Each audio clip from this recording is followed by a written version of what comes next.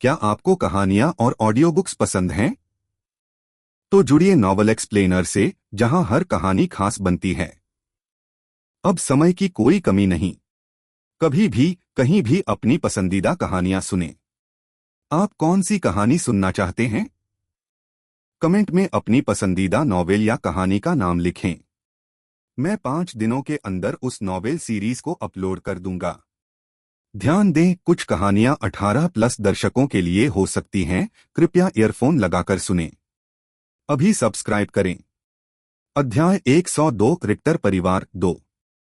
भर्तीकर्ता की मुस्कान सुखद और पेशेवर रही, लेकिन उसकी आंखें चंद्रमा को गहन ध्यान से देखती थीं, रुचि या अस्वीकृति के संकेतों के लिए प्रत्येक सूक्ष्म अभिव्यक्ति का अध्ययन करती थीं। मून खाली सड़क पर खड़ा था, एक ऐसे प्रस्ताव का वजन कर रहा था जो उसके पूरे जागृत कैरियर के प्रक्षेपवक्र को बदल सकता था। क्या चालबाजी है? इसके साथ क्या दायित्व आते हैं? और अगर मैं मना कर दूं तो क्या होगा? उदार वित्तीय पैकेज और उपकरण की पेशकश के बावजूद ये प्रश्न मून के विचारों पर हावी रहे। अनुबंध कितने समय का है और मुझ पर क्या प्रतिबंध लगाए गए हैं? चंद्रमा ने सीधे पूछा। वह जानता था कि इस परिमाण के पुरस्कार अपनी बेड़ियों के साथ आते हैं, चाहे उसके समय की सीमाएं हों, स्वतंत्रता, स्वायत्तता या भविष्य के अवसर। इतनी मूल्यवान कोई भी चीज बिना शर्त लगाए नहीं आई। Please subscribe the novel explainer channel. मुझे खुशी है कि आपने पूछा, मिस्टर मून। आमतौर पर औपचारिक अनुबंध प्रस्तुत होने के बाद और अधिक उपयुक्त सेटिंग में हम इन विशिष्टताओं पर चर्चा करेंगे। ओलिवर ने थोड़ी सी अस्वीकृति के साथ खाली सड़क के चारों ओर इशारा किया। लेकिन चूंकि आप जल्दी में प्रतीत होते हैं, मैं आपसे गैर परक्राम्य शर्तों को नहीं छिपाऊंगा। वह रुके, फिर महत्वपूर्ण प्रतिबंध लगाया। Please subscribe the novel explainer channel. हम चाहते हैं कि आप अपने सेवा अनुबंध के हिस्से के रूप में कम से कम 1 वर्ष के लिए फर्स्ट सैंक्चुअरी में रहें। उस एक शर्त को सुनकर अनुबंध पर विचार करने का मून का विचार लगभग तुरंत ही खत्म हो गया। वित्तीय मुआवजा ठीक ठाक था, हाँ। उपकरण से उसके विकास में भी तेजी आएगी। लेकिन मून का प्राथमिक हित कभी भी केवल पैसा या गियर नहीं था, वे साध्य के साधन थे, साध्य नहीं। 2 एस रैंक जानवरों को मारने के बाद, यह स्वीकार करते हुए भी कि दोनों बार परिस्थितियां अनुकूल थीं, चंद्रमा को विश्वास था कि मजबूत होने के बाद वह उन उपलब्धियों को फिर से दोहरा सकता है। धन और उपकरण उसके अपने प्रयासों से स्वाभाविक रूप से आएंगे। रिक्टर परिवार की पेशकश के बारे में जिस चीज ने वास्तव में मून का ध्यान खींचा था, वह स्वयं पितृसत्ता तक अंतर्निहित पहुंच थी।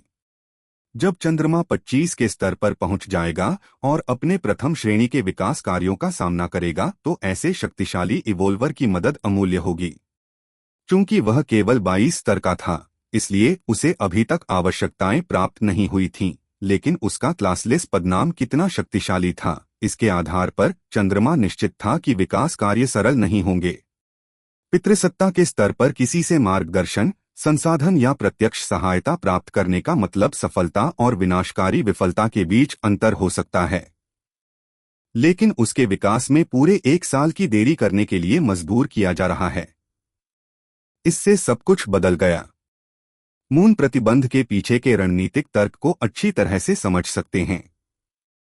रिक्टर पितृसत्ता स्पष्ट रूप से प्रथम अभयारण्य में एक शक्तिशाली जागृति उपलब्ध कराना चाहती थी, या तो वर्ष के भीतर उभरने वाली अनोखी दरारों का जवाब देने के लिए, या अपने परिवार के किसी व्यक्ति का समर्थन और सुरक्षा करने के लिए जो वर्तमान में वहां काम कर रहा था। संभवतः दोनों। व्यावसायिक दृष्टिकोण से यह एक अच्छा सामरिक निर्णय था।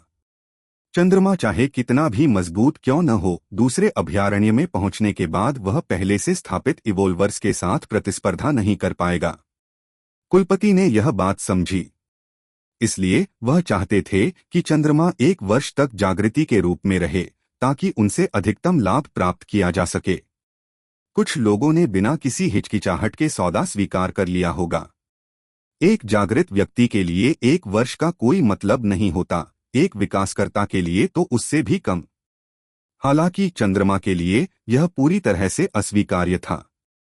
उसकी कक्षा के कुछ लोग, छात्र जो लगभग उसी समय जागे थे, पहले से ही दूसरे अभयारण्य की ओर बढ़ना शुरू कर रहे थे।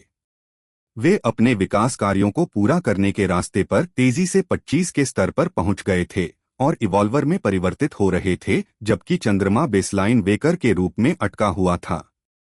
एक अतिरिक्त मजबूर वर्ष के लिए एक जागृतिकर्ता के रूप में रहने का मतलब अपनी पीढ़ी के शीर्ष प्रदर्शनकर्ताओं के सापेक्ष कमजोर रहना था। यदि दूसरे क्रम की दरार पास में टूट जाती है तो चंद्रमा के स्थायी रूप से मरने की संभावना एक इवोल्वर की तुलना में एक जागृति के रूप में काफी अधिक थी। उत्तरजीविता में अंतर मामूली नहीं था, यह भागने की उचित संभावना बनाम पूरी तरह से बेजोड़ होने के बीच का अंतर था। मून का उस धन के लिए महत्वपूर्ण विकास के एक वर्ष का त्याग करने का कोई इरादा नहीं था जिसे वह स्वतंत्र रूप से कमा सकता था और उपकरण जो वह अपनी हत्याओं के माध्यम से प्राप्त कर सकता था। हालांकि रिक्टर परिवार के मुखिया जैसे शक्तिशाली व्यक्ति से सुझाव न मिलना अफसोस की बात थी। मैं इस प्रस्ताव की सराहना करता हूं, मून ने सावधानी से कहा। उसका लहजा विनम्र लेकिन दृढ़ था। लेकिन मुझे मना करना होगा।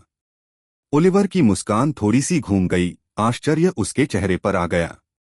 जाहिर है उन्हें तत्काल समझौते के लिए उदार पैकेज की उम्मीद थी। मिस्टर मून, शायद आपको अंतिम निर्णय लेने से पहले इस बारे में सोचने के लिए कुछ समय लेना चाहिए, ओलिवर ने सुझाव दिया। उसकी आवाज मधुरता के नीचे थोड़ी सख्त हो रही थी। रिक्टर परिवार इस तरह के प्रस्तावों को हल्के में नहीं लेता है। हम जो संसाधन उपलब्ध करा रहे हैं उदार हैं, चंद्रमा ने सहजता से कहा। बहुत उदार, मैं इसे पहचानता हूं। लेकिन समय सीमा मेरे लक्ष्यों के लिए काम नहीं करती है। मुझे जितनी जल्दी हो सके विकास की ओर बढ़ने की जरूरत है, न कि इसमें एक साल की देरी करने की। ओलिवर की आंखें थोड़ी सिकुड़ गईं जब उसने अपने सामने युवा जागृति का पुनर्मूल्यांकन किया। आप 25 के स्तर तक पहुंचने और बिना समर्थन के विकास कार्यों को पूरा करने की अपनी क्षमता में काफी आश्वस्त हैं। हजारों शक्तिशाली जागृति ऐसा करने में विफल रहते हैं। मैं काफी आश्वस्त हूं।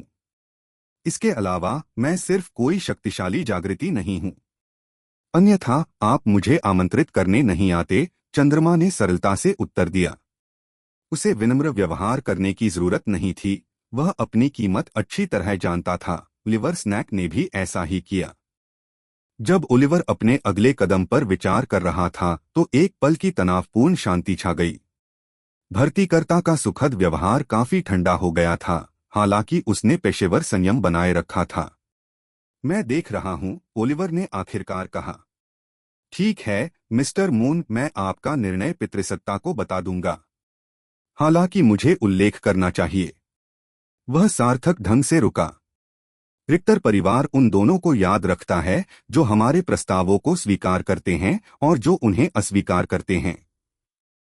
मुझे आशा है कि आप समझ रहे हैं कि मैं क्या कह रहा हूं। अंतर्निहित धमकी सूक्ष्म लेकिन अचूक थी। परिवार ने अस्वीकृति की सराहना नहीं की और उनकी उदारता को अस्वीकार करने के परिणाम हो सकते हैं। चंद्रमा ने बिना झिझके या दूसरी ओर देखे ओलिवर की निगाहों से मुलाकात की। मैं अच्छी तरह समझता हूं और मैं अभी भी मना कर रहा हूं। ओलिवर ने कई सेकंड तक घूर कर देखा, मानो चंद्रमा के संकल्प में कोई दरार या पुनर्विचार के संकेत की तलाश कर रहा हो। उसे कोई नहीं मिला। बहुत अच्छा, ओलिवर ने धीरे से कहा। उसकी अभिव्यक्ति अब अपठनीय है। मैंने प्रस्ताव भेज दिया है और आपका उत्तर प्राप्त कर लिया है। यहीं पर मेरा व्यवसाय समाप्त होता है। वह मुड़ा और शांत, अविचल कदमों से चलने लगा, जैसे कि मुठभेड़ और अस्वीकृति ने उसे बिल्कुल भी परेशान नहीं किया हो। मून की निगाहें ओलिवर की चौड़ी पीठ पर टिकी रहीं और बड़े पैमाने पर भर्तीकर्ता के चले जाने के बाद हर गतिविधि पर नजर रख रहा था। मून इतना मूर्ख नहीं था कि वह दूर चला जाता या अपनी सुरक्षा में ढील दे देता, यहाँ तक कि सार्वजनिक सड़क के बीच में भी, जहाँ संभावित गवाह पास में थे। ओलिवर निस्संदेह बहुत मजबूत था, एक इवोल्वर जिसकी क्षमताओं की चंद्रमा वर्तमान में बराबरी की उम्मीद नहीं कर सकता था। लेकिन इसका मतलब यह नहीं है कि अगर चीजें अचानक हिंसक हो गईं तो चंद्रमा डर जाएगा या उग्र प्रतिरोध के बिना नीचे चला जाएगा। उसका हाथ उसके स्थानिक भंडारण के पास मंडरा रहा था, जो अपने कर्मचारियों को बुलाने और दिल की धड़कन की सूचना देने के लिए तैयार था। ओलिवर शांति से सड़क के अंत तक चला, कोने को घुमाया और एक बार भी पीछे देखे बिना दृश्य से गायब हो गया। तभी चंद्रमा ने खुद को धीरे धीरे सांस छोड़ने और अपने रुख को थोड़ा ढीला करने की अनुमति दी। यह और भी बुरा हो सकता था, उसने गंभीरता से सोचा। लेकिन मुझे संदेह है कि यह इसका अंत है। रिक्टर्स जैसे शक्तिशाली परिवार को अस्वीकार करने का मतलब था कि उसने या तो एक स्मार्ट रणनीतिक निर्णय लिया या एक खतरनाक दुश्मन बना लिया। समय बताएगा कौन सा। मून ने अपने घर की ओर फिर से चलना शुरू कर दिया, लेकिन उसकी जागरूकता बढ़ती रही और वह लगातार अतिरिक्त पूंछों या खतरों की तलाश करता रहा। उसे इस बात का डर नहीं था कि क्या होने वाला है। अगर वह इन लोगों से नहीं निपट सकता तो उसका कभी भी इससे दूर जाने का इरादा नहीं था।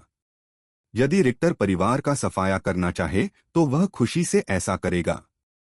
अध्याय 103 सेलीन से मिलना। एक। अपने अपार्टमेंट में वापस आकर मून अपने आरामदायक सोफे पर बैठ गया और उन जटिलताओं के बारे में सोचने लगा जो पूरी बीस्ट होर्ड घटना से उत्पन्न हुई थीं। Please subscribe the novel explainer channel. इन लोगों को इतना बढ़ा हुआ अहंकार रखने की आवश्यकता क्यों है? उसने मन ही मन आह भरी। हताशा में हवा का एक झोंका उसके मुंह से निकल गया। वह चाहता था कि पृथ्वी पर उसका जीवन शांतिपूर्ण और सरल हो। विकास पर ध्यान दें, जानवरों का शिकार करें, अत्यधिक ध्यान आकर्षित किए बिना शक्ति संचय करें। लेकिन ऐसा लग रहा था कि एक बार जब आपने अपनी शक्ति का प्रदर्शन कर दिया तो कम प्रोफाइल बनाए रखना व्यावहारिक रूप से असंभव था। ताकतवर परिवारों की नजर हर जगह थी। खुफिया नेटवर्क जो होनहार जागृतिकर्ताओं पर नजर रखते थे। भर्तीकर्ता जो प्रतिस्पर्धियों से पहले प्रतिभा को सुरक्षित करने के लिए तेजी से आगे बढ़े।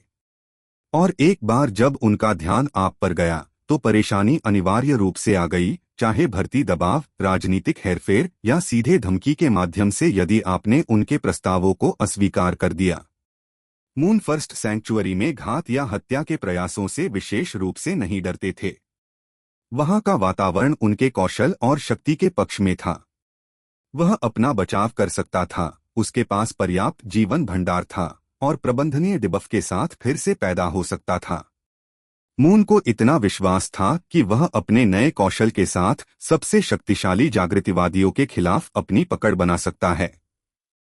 लेकिन पृथ्वी बिल्कुल अलग स्थिति थी। इस भेद्यता को दूर करने के लिए मून के पास बहुत सीमित विकल्प उपलब्ध थे। परिवार के समर्थन या संगठनात्मक संबद्धता के बिना एक अकेले जागृतिकर्ता के रूप में मून के पास अनिवार्य रूप से कोई समर्थन संरचना नहीं थी। अगर उन्हें निशाना बनाया गया तो कोई भी हस्तक्षेप नहीं करेगा। कोई भी राजनीतिक दबाव उसे पहले से ही सुरक्षित नहीं रख पाएगा। यदि अवेकन एसोसिएशन को पता चला कि उसकी हत्या कर दी गई है तो वे एक जांच शुरू करेंगे। यदि साक्ष्य स्पष्ट रूप से किसी को फंसाता है तो उस व्यक्ति या संगठन को अभियोजन का सामना करना पड़ सकता है। लेकिन इससे चंद्रमा को कोई मदद नहीं मिली। एक बार जब आप स्थायी रूप से मर गए तो यह अप्रासंगिक हो गया। धमकियों के घातक कार्रवाई बनने से पहले चंद्रमा को सुरक्षा की आवश्यकता थी। ग्लासी उत्तराधिकारी केल के साथ अपने विकासशील संबंधों के आधार पर चंद्रमा संभावित रूप से किसी प्रकार का रणनीतिक गठबंधन बना सकता है। वह ग्लासी परिवार के साथ उचित अनुरोधों और असाइनमेंट पर काम कर सकता था और खुद को प्रत्यक्ष कर्मचारी बने बिना एक मूल्यवान संबद्ध जागृति के रूप में स्थापित कर सकता था। यह व्यवस्था उसे अपना समर्थन देने के लिए कोई व्यक्ति देगी, एक शक्तिशाली संगठन जो उसके हितों का प्रतिनिधित्व करता है, जिससे रिक्टर परिवार को किसी भी तरह की शत्रुतापूर्ण कोशिश करने से पहले 2 बार सोचना पड़ेगा। ग्लासिस युद्ध शक्ति के मामले में रिक्टर्स के समान व्यक्तिगत रूप से शक्तिशाली नहीं थे, लेकिन उनके आर्थिक प्रभाव और व्यापक संबंधों ने एक अलग तरह की प्रतिरोधक क्षमता प्रदान की। ग्लासी संबद्ध जागृति पर हमला करने से व्यावसायिक प्रतिशोध, जमी हुई संपत्ति, अवरुद्ध व्यापार मार्ग और कूटनीतिक जटिलताएं हो सकती हैं, जिनसे युद्ध केंद्रित परिवार भी बचना चाहते थे। उनका दूसरा विकल्प एक पूर्ण कर्मचारी के बजाय एक निजी ठेकेदार के रूप में अवेकन एसोसिएशन में शामिल होना था। इससे उन्हें मानक सदस्यता की तुलना में अधिक स्वायत्तता बनाए रखते हुए उनके सुरक्षात्मक छत्र के नीचे रखा जाएगा। एसोसिएशन ने अपने कर्मियों के खिलाफ धमकियों को बेहद गंभीरता से लिया। यही वजह है कि वे उन जागृत लोगों के बीच इतनी लोकप्रिय पसंद बने रहे जो पूर्ण संगठनात्मक नियंत्रण के बिना सुरक्षा चाहते थे। कोई भी एसोसिएशन को बेवजह भड़काना नहीं चाहता था। उनके नेतृत्व में मानव शक्ति के पूर्ण शिखर पर भयानक बूढ़े लोमड़ियों का समावेश था जो ऐसे स्तर तक पहुंच गए थे जिसकी तुलना में दूसरे अभयारण्य के दिग्गज भी कमजोर दिखते थे। एक बार जब एसोसिएशन से जुड़े किसी व्यक्ति की हत्या हो गई और उसके बाद की जांच किसी विशिष्ट परिवार या संगठन तक पहुंच गई तो उस संस्था को इतने गंभीर परिणाम भुगतने होंगे कि उनके पूर्ण विलुप्त होने का खतरा हो सकता है। एसोसिएशन ने अपने लोगों पर हमले बर्दाश्त नहीं किए। उन्होंने इस बर्दस्त ताकत से जवाब दिया जिससे अपराधियों का उदाहरण बन गया। जबकि रिक्टर परिवार अपने पितामह की महान युद्ध क्षमताओं के साथ निर्विवाद रूप से शक्तिशाली था, वे अवेकन एसोसिएशन की विशाल स्थापित ताकत की तुलना में बिल्कुल भी नहीं थे। तुलना करीब भी नहीं थी। एक भर्ती अस्वीकृति पर एसोसिएशन को भड़काना रणनीतिक आत्महत्या होगी। मून अपने सोफे पर पीछे झुक गया और दोनों विकल्पों पर ध्यानपूर्वक विचार करने लगा। ग्लासी कनेक्शन पहले से ही स्थापित है। केल मेरी क्षमताओं का सम्मान करता है और मुझे कभी कभार सहयोगी के रूप में पाकर लाभान्वित होता है। संबंध लेनदेनात्मक लेकिन कार्यात्मक है। वह आसान रास्ता है। लेकिन एसोसिएशन व्यापक अधिक विश्वसनीय सुरक्षा प्रदान करता है। एक बार जब मैं उनकी छत्रछाया में आ गया तो शक्तिशाली परिवार भी सीधे तौर पर मेरे खिलाफ जाने से झिझकेंगे। दोनों के फायदे थे और दोनों की अपनी अपनी सीमाएं थीं। चंद्रमा ने अपनी आंखें बंद कर लीं। वह विभिन्न परिदृश्यों और परिणामों के माध्यम से विश्लेषणात्मक ढंग से चल रहा था। मुझे जल्द ही निर्णय लेना होगा। ओलिवर स्नैक मेरी अस्वीकृति की रिपोर्ट करेगा। रिक्टर पितृसत्ता को पता चलेगा कि मैंने उसे अस्वीकार कर दिया। वह कैसे प्रतिक्रिया देता है यह उसके व्यक्तित्व पर निर्भर करता है और प्रतिशोध की लागत की तुलना में वह मुझे प्राप्त करने को कितना महत्व देता है। मून को नहीं पता था कि रिक्टर पितृसत्ता किस श्रेणी में आती है जिससे स्थिति और अधिक खतरनाक हो गई है। कठिन रास्ते का पता लगाने से पहले उसे स्थापित सुरक्षा की आवश्यकता थी। अपने फोन ब्राउजिंग सत्र के दौरान मून को एहसास हुआ कि उसने अभी तक सेलिन से बात नहीं की है। मुझे उससे संपर्क करना चाहिए। आखिरकार मैंने कहा था कि मैं करूंगा। उसने अपनी स्टोरेज रिंग से कागज का एक छोटा सा टुकड़ा निकालते हुए जिस पर उसका नंबर लिखा था बुदबुदाया। डिंग डिंग। चंद्रमा के अंकों में प्रवेश करते ही कीपैड के टैप होने का शोर कुछ क्षण के लिए शांत कमरे में गूंज उठा। अंगूठी अंगूठी। कई बार फोन आया। मून ने धैर्यपूर्वक इंतजार किया, सोच रहा था कि क्या वह किसी अज्ञात नंबर का उत्तर भी देगी। कुछ देर बाद कॉल कनेक्ट हो गई।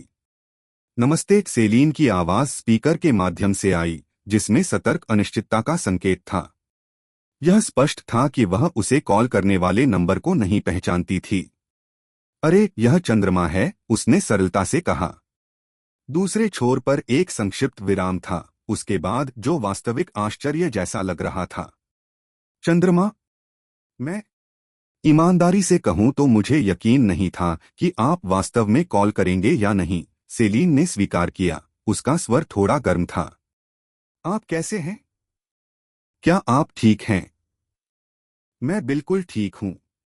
आपके बारे में क्या? मुझे खुशी है कि आप अच्छा कर रहे हैं। मैं भी अच्छा कर रहा हूं। मैंने वहां से निकलने के बाद कुछ दिनों के लिए ब्रेक लिया था। बस उन सभी चीजों के बारे में सोच रहा हूं जिनसे हम गुजरे हैं। आप जानते हैं, यह कठिन था। हाँ? मून ने कहा। उसकी आवाज धीमी हो रही थी क्योंकि उसे छिपे हुए क्षेत्र की भयावहता और उसकी हड्डियों में घुसी कड़कड़ाती ठंड याद आ रही थी। सेलीन के एक बार फिर बोलने से पहले थोड़ी देर के लिए कॉल पर सन्नाटा छा गया। चंद्रमा, मुझे तुमसे व्यक्तिगत रूप से कुछ महत्वपूर्ण बात करनी है। क्या हम मिल सकते हैं? उसकी बात सुनकर चंद्रमा के कान खड़े हो गए। यह कितना महत्वपूर्ण है? यह सचमुच महत्वपूर्ण है, सेलीन ने जवाब दिया। अध्याय 104 सेलीन से मिलना 2। यह पता चलने के बाद कि वे फर्स्ट सैंक्चुअरी में जल्द ही नहीं मिल सकते, मून ने सेलीन को पृथ्वी पर अपना स्थान बताने का फैसला किया।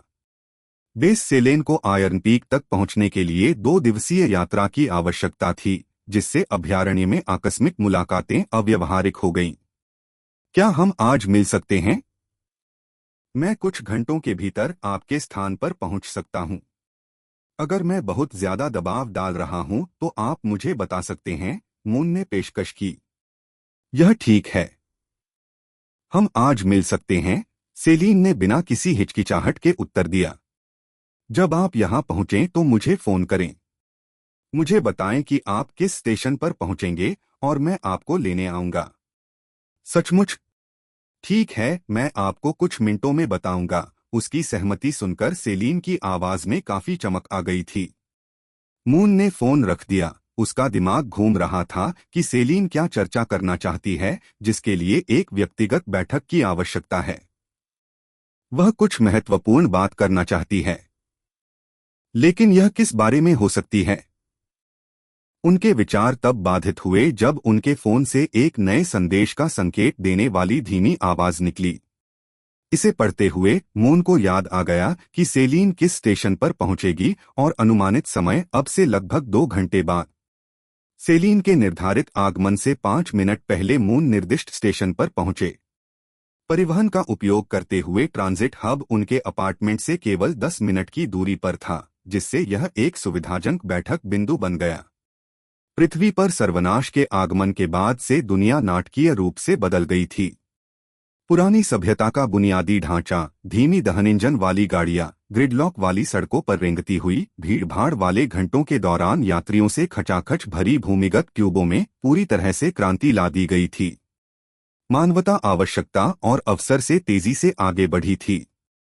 दरारों और विभिन्न अभयारण्यों से वापस लाई गई विदेशी सामग्रियों ने तकनीकी छलांगे सक्षम की, जिनमें सामान्य परिस्थितियों में सदियां लग जातीं।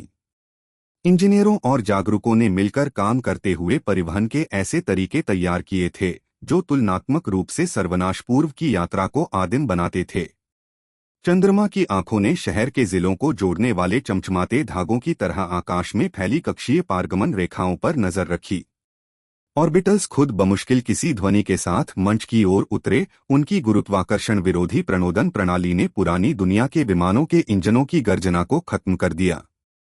पुरानी सभ्यता ने लंबी दूरी की यात्रा के लिए विमानों का उपयोग किया था, लेकिन उन कक्षाओं की तुलना में उन्हें भी काफी धीमा माना जाता था जो अब परिवहन पर हावी हैं।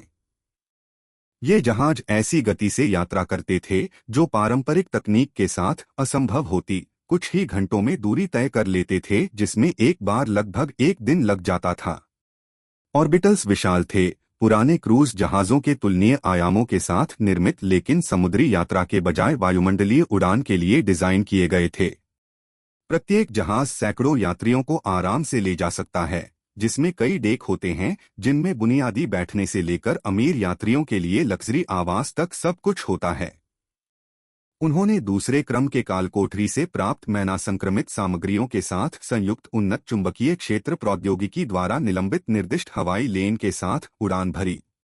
रेखाएं स्वयं हवा में धुंधले झिलमिलाते पथों के रूप में दिखाई दे रही थीं, जो आधुनिक स्मारकों की तरह शहरी परिदृश्य पर विशाल तोरणों द्वारा बनाए गए थे। अतीत के तंग भूमिगत प्लेटफार्मों के बजाय यह पारगमन केंद्र व्यापक मोड़ और पारदर्शी बाधाओं के साथ एक खुली हवा वाली संरचना थी। सामग्री स्टील से अधिक मजबूत थी, लेकिन पूरी तरह से पारदर्शी थी, जो आने और जाने वाले ऑर्बिटल्स के अबाधित दृश्य पेश करती थी। डिजिटल डिस्प्ले ने दर्जनों जहाजों के आगमन के समय, गंतव्य और वास्तविक समय स्थिति अपडेट दिखाए। सर्वनाश के बाद के समाज की अंतर्राष्ट्रीय प्रकृति को समायोजित करते हुए जानकारी को कई भाषाओं में स्क्रॉल किया गया। चंद्रमा ने एक कक्षीय को मंच के निकट आते देखा। जहाज आसानी से 200 मीटर लंबा था। लैंडिंग सहज और मौन थी। धीमी फुसफुसाहट के साथ दरवाजे खुले और यात्री उतरने लगे। मून ने यात्रियों के बीच सेलीन की खोज करते हुए भीड़ को स्कैन किया।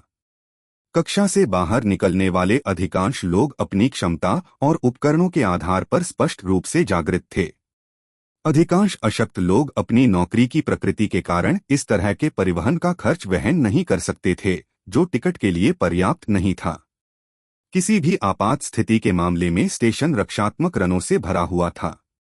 पुरानी दुनिया ने इस युग को डायस्टोपियन कहा होगा। वर्तमान पीढ़ी इसे बस यही मानती है कि चीजें कैसी थीं।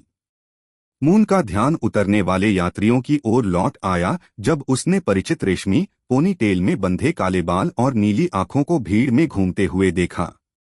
सेलीन आ गई थी। मंच पर उनकी नजरें मिलीं और जब सेलीन भीड़ के बीच से उसकी ओर बढ़ी तो उसके चेहरे पर एक खूबसूरत मुस्कान आ गई। आपको फिर से देखकर अच्छा लगा, मून ने कहा जब वे एक साथ हलचल भरे टर्मिनल से बाहर निकले। उड़ान कैसी थी? शुक्र है, तेज और घटना रहित। हालांकि मुझे स्वीकार करना होगा, मुझे थोड़ी भूख लगी है। क्या आपको कोई आपत्ति है अगर हम बात करने से पहले कुछ खाना ले लें? ऑर्बिटल की भोजन सेवा बढ़िया नहीं थी, कुछ भी मेरी पसंद के अनुरूप नहीं था। चंद्रमा ने सिर हिलाया। यहां से कुछ ही दूरी पर एक अच्छा रेस्तरां है। हम पहले खा सकते हैं, फिर बात करने के लिए किसी निजी जगह पर जा सकते हैं। बिल्कुल सही, सेलीन ने स्पष्ट राहत के साथ कहा। भोजन सुखद था, कुछ भी असाधारण नहीं था। उन्होंने सार्वजनिक सेटिंग में किसी भी संवेदनशील चीज से बचते हुए सामान्य विषयों पर चर्चा करते हुए बातचीत को हल्का रखा। सेलीन वास्तव में निश्चिंत लग रही थी, हालांकि मून ने देखा कि वह कभी कभी उसी जागरूकता के साथ रेस्तरां के चारों ओर नजर डालती थी जो उसने खुद को बनाए रखी थी। क्या उसे डर है कि उसका पीछा किया जा रहा है? मून ने मन ही मन सोचा, लेकिन आवाज नहीं निकाली। पूछना उसका काम नहीं था, और अगर सेलीन बोलना चाहती तो वह खुद ही कहती। मून ने इस विचार को खारिज कर दिया और कुछ घटित होने की स्थिति में सतर्क रहे। काम खत्म करने और भुगतान करने के बाद वे शहर की सड़कों से होते हुए पास के एक होटल की ओर चल दिए जहां सेलीन ने अपने रहने के लिए आवास बुक किया था। जब वे चल रहे थे तो शाम की हवा थोड़ी ठंडी थी। शहर की रोशनी विभिन्न इमारतों की सतहों से प्रतिबिंबित हो रही थी, जिससे रात में ठंडी अनुभूति हो रही थी। वे होटल के लगभग आधे रास्ते पर थे जब सेलीन ने आखिरकार उस विषय पर चर्चा करने का फैसला किया जिस पर वह चर्चा करने के लिए गई थी। उसने अचानक चलना बंद कर दिया और उत्साह और आशंका मिश्रित अभिव्यक्ति के साथ चंद्रमा की ओर मुड़ गई। चंद्रमा ने उसकी ओर देखा, फिर उनके आसपास की ओर। वह बता सकता है कि उसने महत्वपूर्ण विषय पर खुलकर बात करने का फैसला किया है। उसने एक अच्छी जगह चुनी। आसपास कोई नहीं है और होटल में साउंड ट्रैकर हो सकते हैं, उसने मन ही मन सोचा। उसने उसे नहीं रोका और बस इंतजार करता रहा। सेलीन ने धीरे से कहा, मुझे बिल्कुल वैसी ही जगह मिल गई जहां हम पहले फंसे थे। अध्याय 105, दूसरा छिपा हुआ क्षेत्र। चंद्रमा की धड़कन काफी तेज हो गई। उसकी आंखें थोड़ी सिकुड़ गईं, जिससे सेलीन को उसका पूरा ध्यान मिल गया। आपका मतलब यह है? द हार्ट ऑफ विंटर, सर्दी का दिल, एक ऐसा कीवर्ड जिसे वे दोनों उस छिपे हुए क्षेत्र से गहराई से जानते थे, जिससे वे मुश्किल से अपनी जान बचाकर भाग पाए थे। समान लेकिन प्रकृति में भिन्न, सेलीन ने स्पष्ट किया, फिर से चलना शुरू किया, लेकिन काफी धीमी गति से। वास्तव में कोई छिपा हुआ क्षेत्र नहीं है। यह स्थिर है और मैंने जो जानकारी एकत्र की है और जिस भौगोलिक क्षेत्र में यह स्थित है, उसके अनुसार समान घटनाओं के बीच भी यह अविश्वसनीय रूप से मूल्यवान होना चाहिए। वह रुकी और अपने शब्दों को स्पष्ट सावधानी के साथ चुनती रही। जब मैं पूरी तरह से किसी और चीज की जांच कर रहा था तो मुझे इसके साक्ष्य मिले। स्थान और प्रवेश आवश्यकताएं, लेकिन एक समस्या है। हमेशा एक समस्या रहती है, मून ने शुष्क स्वर में कहा। यह क्या है? सेलीन ने गंभीर तीव्रता से उसकी ओर देखा। इसमें सुरक्षित रूप से प्रवेश करने के लिए कम से कम 2 लोगों की आवश्यकता होती है। अकेले जागने वालों के लिए प्रवेश तंत्र सक्रिय नहीं होगा। क्षेत्र की मूलभूत संरचना में निर्मित किसी प्रकार की विफलता। और इससे भी महत्वपूर्ण बात, सड़क की सापेक्ष गोपनीयता के बावजूद उसने अपनी आवाज और भी धीमी कर ली, फुसफुसाहट से बमुश्किल ऊपर। मैं इस जानकारी के मामले में किसी और पर भरोसा नहीं करता। जिन लोगों को मैं जानता हूं वे या तो पूरी तरह से अवसर चुराने की कोशिश करेंगे या अपने परिवारों और संगठनों को इसमें शामिल करेंगे और इसे लाभ बंटवारे और नियंत्रण के मुद्दों के साथ एक राजनीतिक गड़बड़ी में बदल देंगे। लेकिन आप, सेलिन की नजरें सीधे उससे मिलीं। आपने हार्ट ऑफ विंटर में खुद को विश्वसनीय साबित किया। आपने मुझे तब नहीं छोड़ा जब ऐसा करना आसान और सुरक्षित होता। आपने मुझे बमुश्किल जानने के बावजूद मेरे साथ लड़ाई लड़ी। और आप किसी भी बड़े परिवार या गुट से संबद्ध नहीं हैं जो हमें जो कुछ भी मिलता है उसके स्वामित्व और वितरण को जटिल बना देगा। या क्या आप हैं? मून ने इस जानकारी को तेजी से संसाधित किया। उनका विश्लेषणात्मक दिमाग पहले से ही निहितार्थ, संभावित जोखिम और संभावित पुरस्कारों की गणना कर रहा था। मैं नहीं, जब हमने पहली बार शुरुआत की थी तो मेरे उपकरण काफी काम कर रहे थे, है ना? सेलिन धीरे से मुस्कुराई। यह सच है। मूल्यवान सामग्री वाला एक स्थिर क्षेत्र जिसे एक्सेस करने के लिए साझेदारी की आवश्यकता होती है, किसी ऐसे व्यक्ति द्वारा खोजा गया जो इसे पूरी तरह से गोपनीय रखना चाहता था। सेटअप लगभग बहुत सुविधाजनक लग रहा था, उसकी वर्तमान जरूरतों के साथ बिल्कुल मेल भी खा रहा था, जिसने चंद्रमा को डिफॉल्ट रूप से संदिग्ध बना दिया। हम विशेष रूप से किस प्रकार के क्षेत्र के बारे में बात कर रहे हैं? चंद्रमा ने पूछा। एक कालकोठरी संस्करण? पूरी तरह से कुछ और। सेलिन की अभिव्यक्ति और अधिक अनिश्चित हो गई, जिसे मून ने चिंता के साथ नोट किया। यही मुद्दा है। इसके बारे में पर्याप्त विस्तृत जानकारी उपलब्ध नहीं है। प्रवेश बिंदु मौजूद है, दोहरे सक्रियण की आवश्यकता की पुष्टि की गई है, लेकिन वास्तव में अंदर क्या है? उसने अपना सिर हिलाया। अज्ञात। यही कारण है कि मुझे एक ऐसे साथी की आवश्यकता है जिस पर मैं पूरा भरोसा कर सकूं। हम कुछ हद तक अंधे होकर जा रहे होंगे। चंद्रमा ने धीरे से सिर हिलाया। मैं मान रहा हूं कि यह सार्वजनिक रूप से ज्ञात या अवेकन एसोसिएशन के साथ पंजीकृत कुछ नहीं है। सेलिन ने तुरंत अपने संदेह की पुष्टि की। यह काफी अच्छी तरह से छिपा हुआ है और गलती से इस पर ठोकर खाना बेहद कठिन है।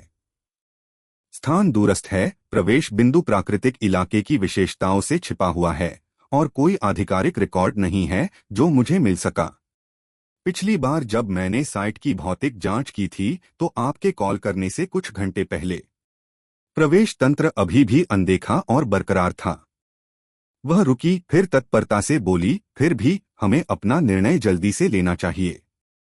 सिर्फ इसलिए कि किसी ने इसे अभी तक नहीं पाया है, इसका मतलब यह नहीं है कि यह अनिश्चित काल तक छिपा रहेगा। हम जितनी देर प्रतीक्षा करेंगे उतनी ही अधिक संभावना होगी कि कोई और इसे खोज लेगा। मून ने संभावित पुरस्कारों के विरुद्ध जोखिमों का मूल्यांकन करते हुए कई लंबे क्षणों तक प्रस्ताव पर विचार किया। अज्ञात क्षेत्र, अनिश्चित सामग्री, साझेदारी की आवश्यकता है। यदि चीजें भयावह रूप से गलत हो जाती हैं तो कोई बैकअप या बचाव नहीं। जाल हो सकता है, भाग्य हो सकता है, बीच में कुछ भी हो सकता है। लेकिन सेलिन ऐसी परिस्थितियों के दौरान भरोसेमंद साबित हुई थी। उसे उस पर अंधा भरोसा नहीं था, लेकिन उसे कुछ भरोसा था, कम से कम एक अच्छा साथी होने पर। ठीक है, चंद्रमा ने फैसला किया। मैं आपके साथ इसमें प्रवेश करने को तैयार हूं। मुझे बताएं, मुझे आपसे मिलने के लिए कहां जाना चाहिए? सेलिन का चेहरा स्पष्ट राहत और उत्साह से चमक उठा। मुझे पता था कि आप स्वीकार करेंगे। आइए निकटतम पोर्टल सुविधा पर चलें। मैं आपको वहां रास्ते में पूरी जानकारी दूंगा। आयरन पीक बेस के अंदर मून तुरंत बेस लॉर्ड के प्रशासनिक भवन की ओर बढ़ गया। उसे यकीन नहीं था कि वह वर्तमान में केल को वहां ढूंढ पाएगा, लेकिन उसे विश्वास था कि वह केल के भरोसेमंद लोगों में से एक का सामना करेगा, चाहे मार्कस, भाला चलाने वाली महिला, या टीम का कोई अन्य सदस्य। दरअसल बाहर तैनात गार्डों से प्रवेश की अनुमति मिलने पर मून ने मार्कस को केल के कार्यालय में काम करते हुए पाया। युवा उत्तराधिकारी ने स्पष्ट रूप से उनकी अनुपस्थिति के दौरान उन्हें एक अस्थायी नेतृत्व की भूमिका दी थी। आखिरकार किसी बेस को किसी प्राधिकारी व्यक्ति के बिना नहीं छोड़ा जा सकता, खासकर किसी बड़ी घेराबंदी के तुरंत बाद। यह समझाने के बाद कि उसे क्या चाहिए, मून को वही मिला जिसके लिए वह आया था। सेलेने ने जिस बेस का उल्लेख किया था, रॉकेट बेस के लिए एक विस्तृत रोड मैप मार्ग मिराज से लगभग एक दिन की दूरी थी, जो कुछ हद तक दूर होने के बावजूद प्रबंधनीय थी। मून ने कारवां के माध्यम से परिवहन की व्यवस्था करने की जहमत नहीं उठाई क्योंकि वास्तव में इसमें काफी अधिक समय लगेगा। अनुभवी जागरूकों के लिए निजी माउंट पर अकेले यात्रा करना अक्सर बहुत तेज होता था। कारवां का उपयोग मुख्य रूप से यात्रा के दौरान सुरक्षित मार्गों और संरक्षित कंपनी की गारंटी के लिए किया जाता था। मून को इनमें से किसी भी लाभ की आवश्यकता नहीं थी, इसलिए उन्होंने अकेले यात्रा करने का निर्णय लिया। मानचित्र उपलब्ध कराने के लिए धन्यवाद, मून ने सच्चे दिल से मार्कस से कहा। मैं मदद की सराहना करता हूं। मार्कस ने आभार व्यक्त किया। कोई बात नहीं। यदि आपको किसी चीज की आवश्यकता हो तो केल ने आपकी सहायता के लिए निर्देश छोड़े हैं। बेस लॉर्ड के कार्यालय ने स्वाभाविक रूप से सभी आसपास के ठिकानों और प्रमुख स्थलों के विस्तृत मानचित्र बनाए रखे। अस्थायी प्रशासक के रूप में कार्य करते हुए मार्कस के पास मुआवजे या औपचारिक अनुमोदन की आवश्यकता के बिना ऐसी जानकारी प्रदान करने का अधिकार था। फिर भी चंद्रमा को अनावश्यक रूप से, यहां तक कि छोटे छोटे उपकारों के लिए भी, किसी का ऋणी होना पसंद नहीं था। वह अपने रिश्तों में संतुलन बनाए रखते हुए बाद में किसी समय इस सहायता का भुगतान करने का कोई रास्ता खोज लेगा। मून ने प्रशासनिक भवन छोड़ दिया और अस्तबल की ओर अपना रास्ता बना लिया जहां मिराज रखा गया था और ठीक हो रहा था। जब चंद्रमा निकट आया तो मिराज तुरंत प्रसन्न हो गया और स्पष्ट खुशी के साथ अपने सवार को पहचान लिया। एक और यात्रा के लिए तैयार हैं? चंद्रमा ने घोड़े की गर्दन को प्यार से सहलाते हुए पूछा। हमारे सामने लगभग एक दिन की यात्रा है। मिराज ने सहमति जताते हुए सहमति व्यक्त की। वह अपनी हाल की कठिन परीक्षा के बावजूद पहले से ही उत्सुक लग रहा था। चंद्रमा ने कुशलतापूर्वक घोड़े पर काठी बांधी और उसे अस्तबल से बाहर निकाला। सेलेन के अनुसार सेलेन ने जिस क्षेत्र की खोज की थी वह रॉकेटर बेस की परिधि के अपेक्षाकृत करीब था, जिसका मतलब था कि बेस तक पहुंचने के बाद चंद्रमा को बहुत दूर की यात्रा नहीं करनी पड़ेगी।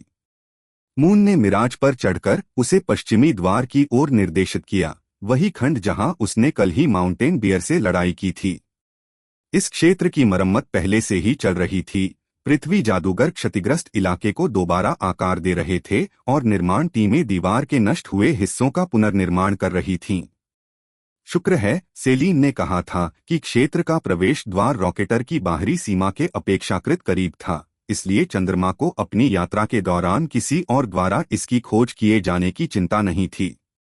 उन्होंने मिराज से स्थिर गति से चलने का आग्रह किया और किसी भी अज्ञात अवसर या खतरे की प्रतीक्षा में यात्रा शुरू कर दी। अपनी यात्रा के दौरान मिराज ने चंद्रमा को एक बार फिर साबित किया कि उसने सही पर्वत क्यों चुना था। अपने निचले स्तर के बावजूद मिराज आश्चर्यजनक चपलता के साथ आगे बढ़ा। सफेद घोड़ा पहले से भी अधिक फुर्तीला लग रहा था। सेलीन ने जिस क्षेत्र के बारे में बात की थी उस स्थान की यात्रा के दौरान एक समस्या उत्पन्न हुई। मुझे नहीं पता कि मृगतृष्णा को कहाँ छोड़ूं, यह परेशानी भरा है, चंद्रमा ने मन में सोचा। उसे चुनना था कि रॉकेट बेस पर मृगतृष्णा को छोड़ना है या उसे अपने साथ ले जाना है। अध्याय 106 रॉकेट बेस की यात्रा 1। रॉकेटर बेस की यात्रा जोखिमपूर्ण प्रकृति की थी। यह जानवरों या शत्रुतापूर्ण जागरणकर्ताओं द्वारा उत्पन्न खतरे नहीं थे जिन्होंने यात्रा को कठिन बना दिया था, बल्कि मार्ग ने ही इसे कठिन बना दिया था।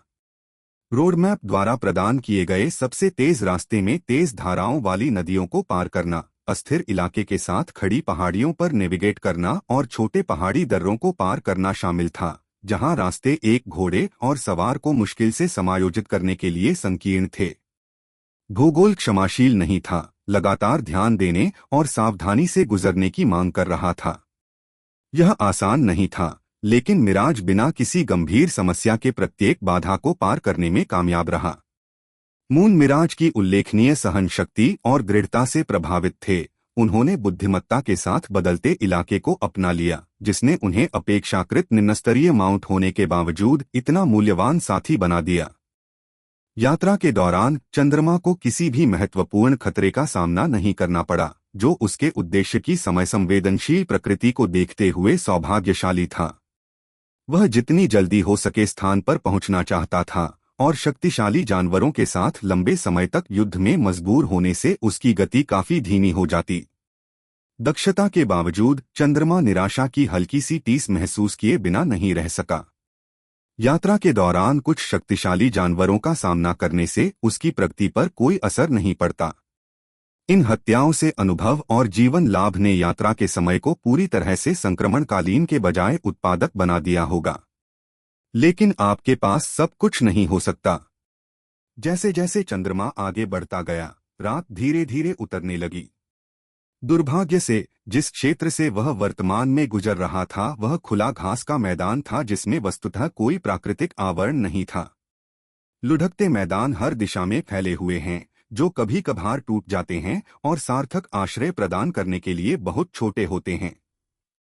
चंद्रमा की नजर मिराज पर पड़ी, जो दिन भर की यात्रा के बाद स्पष्ट रूप से संघर्ष कर रहा था।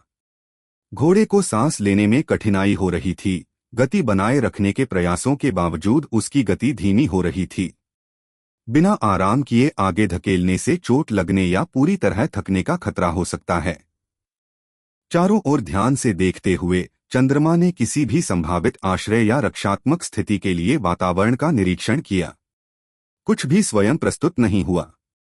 घास का मैदान हर कोण से खुला था, जिससे स्पष्ट दृश्य रेखाएं मिल रही थीं, लेकिन कोई सुरक्षा नहीं थी। उन्होंने असुरक्षा के बावजूद अपने वर्तमान स्थान पर आराम करने का फैसला किया। चूंकि यह पूरी तरह से खुली जगह थी, इसलिए स्थिति कुछ मायनों में खतरनाक थी, लेकिन कुछ मायनों में फायदेमंद भी थी। चंद्रमा किसी भी दिशा से आने वाली हर चीज को देख सकता है, जिसका अर्थ है कि घात लगाना लगभग असंभव होगा। कोई भी खतरा दूर तक पहुंचने से बहुत पहले ही दिखाई देने लगेगा। वह पारदर्शिता कुछ स्थितियों में भौतिक आवरण से कहीं अधिक मूल्यवान थी। चंद्रमा घोड़े से उतरा और एक न्यूनतम शिविर स्थापित करना शुरू कर दिया। उन्होंने बुनियादी आपूर्ति के साथ साथ अपने स्थानिक भंडारण से एक बेडरोल निकाला। मिराज ने तुरंत कृतज्ञतापूर्वक खुद को जमीन पर गिरा लिया। उसके पैर उसके नीचे मुड़े हुए थे। आज अच्छा काम। मून ने घोड़े को एक कंटेनर से पानी और आयरन पीक से खरीदा हुआ कुछ चारा देते हुए धीरे से कहा, आराम करो। हमारे पास कल कवर करने के लिए और भी बहुत कुछ है। Please subscribe the novel explainer channel. आराम की स्थिति में आने से पहले मिराज ने खूब शराब पी। उसकी आंखें पहले से ही आधी बंद थीं। चंद्रमा ने अपनी उन्नत इंद्रियों का उपयोग करके एक परिधि स्थापित की। जहां तक उसके गुणों की अनुमति थी, उसने अपनी जागरूकता का विस्तार किया। दुर्भाग्य से उनकी आतिशबाजी कक्षा का आधिकारिक तौर पर समय खत्म हो गया था, इसलिए उसका हीट सेंस कौशल अब सक्रिय नहीं था। वह मिराज के गर्म बल्ब के सामने अपनी पीठ रखकर बैठा था। कर्मचारी उसकी गोद में आराम कर रहे थे और तत्काल तैनाती के लिए तैयार थे। उसकी आंखों ने अंधेरे घास के मैदान को देखा। ऊपर रात का आसमान उल्लेखनीय रूप से साफ था। अंधेरे में पैटर्न में बिखरे तारे। चंद्रमा अभी भी पहचानना सीख रहा था। यदि सेलीन की जानकारी सटीक है तो मुझे कल दोपहर तक रॉकेटर बेस पर पहुंच जाना चाहिए। फिर यह सिर्फ उससे मिलने, फिर दायरे में प्रवेश करने की बात है। यह वह अवसर हो सकता है जिसकी मुझे महत्वपूर्ण रूप से आगे बढ़ने की आवश्यकता है, या यह एक मौत का जाल हो सकता है जिसकी कीमत मुझे सब कुछ चुकानी पड़ेगी। चंद्रमा का हाथ उसकी लाठी पर थोड़ा कस गया। पता लगाने के लिए केवल एक ही तरीका है। वह गहरी नींद के बजाय हल्के ध्यान में लग गए, अपने शरीर को सहन शक्ति हासिल करने की अनुमति देते हुए खतरे की स्थिति में तुरंत प्रतिक्रिया करने के लिए पर्याप्त जागरूकता बनाए रखी। उनके चारों ओर घास का मैदान शांत और स्थिर रहा। अंधेरे आकाश को सुशोभित करने वाले जुड़वां चंद्रमा अंतहीन मैदानों में रोशनी बिखेरते हैं। जब चंद्रमा को अशुभ ऊर्जा का आभास हुआ तो उसकी आंखें खुल गईं। वह तुरंत खड़ा हो गया, उसका हाथ पहले से ही अपने कर्मचारियों तक पहुंच रहा था, क्योंकि उसे एहसास हुआ कि यह एक आसान रात नहीं होने वाली थी। चंद्रमा और मिराज की स्थिति को घेरते हुए विभिन्न प्रजातियों के कम से कम 10 जानवर अंधेरे से निकले। शुरू में वे सभी एक दूसरे से सावधान थे।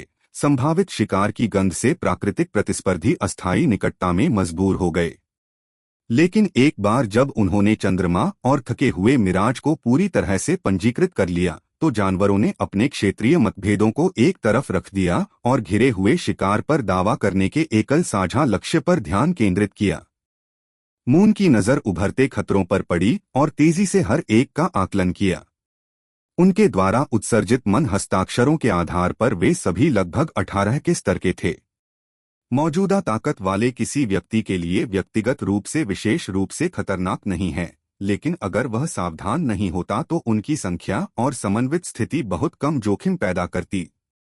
मिराज को खड़े होने के लिए संघर्ष करना पड़ा। अचानक खतरे के एड्रेनालाइन के बावजूद थकावट के कारण उसकी हरकतें सुस्त हो गईं।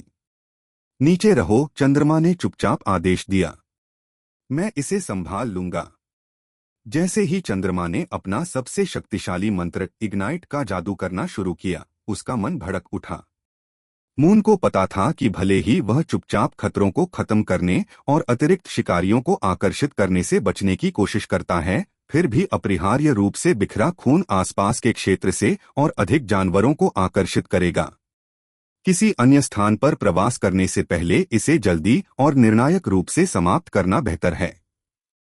इससे और अधिक परेशानी होगी। उसके हाथ में बना आग का गोला उसके द्वारा हासिल की गई सारी महारत के साथ अधिकतम दक्षता तक संकुचित हो गया। नीले रंग की धारियों वाली लाल सुनहरी लपटें भूख से चटक रही थीं। चंद्रमा ने इसे जानवरों के सबसे घने समूह की ओर छोड़ा। 4 प्राणी जो हमला करने की उत्सुकता में बहुत करीब से एक साथ समूहबद्ध हो गए थे। बूम! यह विस्फोट किसी शक्तिशाली से कम नहीं था।